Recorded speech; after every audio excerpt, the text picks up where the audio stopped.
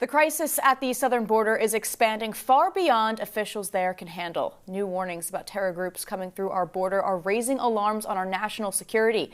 For the latest Beyond the Borders, I'm joined by investigative immigration reporter Jenny Taylor. Jenny, it's so great to have you here with us, as always. I want to talk to us a little bit about these findings and what you've discovered, just how serious this magnitude of it all is and how dangerous this could really all play out to be. Right, exactly. Over the weekend, we had Border Patrol sending out a memo in the San Diego field office saying that the situation happening in the Middle East is possibly going to metastasize to where you're going to see possibly Hamas, Palestinian Islamic Jihad, and Hezbollah using our open southern border to come into the United States, and to keep on the lookout for that. And listed, here are the signs to know: military-aged men, people carrying weapons, obviously, and, country of origin is a huge indicator. So now when they come through and their country of origin is, say, not in the system, like it's the Palestinian region, how do officials down there even differentiate who's who? Well, right. And that's another issue that we've exposed, is after understanding how this all works, what's going on in the system right now based on the war in Israel, we know, after talking with so many Border Patrol officials right now, that Palestinians don't have their own category within the system for when they are processed after crossing the borders. Palestine is obviously not a recognized country by the United States, so what do they have to put? In a lot of cases, they put Israeli. So then we have a system where, honestly, we don't really know how many are coming through, because it's not recorded in a very systematic way. There's no official directive on how to record Palestinians. I've heard agents that put Lebanon. I've heard agents that put Israel in a lot of cases. And so again, how do you know? You don't.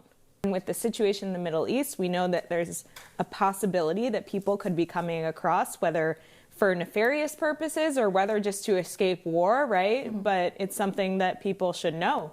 Right, and let's talk about that. I mean, we know language is crucial when we're addressing these issues. I mean, outlets are reporting that these terrorists are foreign fighters, that's what they say, that are, quote, reacting to the war, which is why they're coming into this country. And even the AP Style Book now is advising news organizations to call them militants, not terrorists. I mean, what are the consequences of using this softer language when we're going to talk about terrorism?